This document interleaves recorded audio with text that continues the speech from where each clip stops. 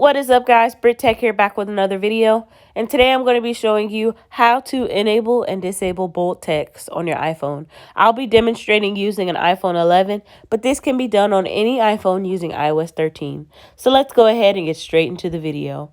Go ahead and go to your settings and then open it up.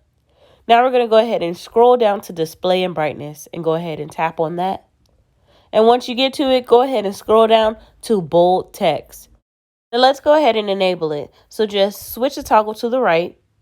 And as you can see, the text has already switched to bold print.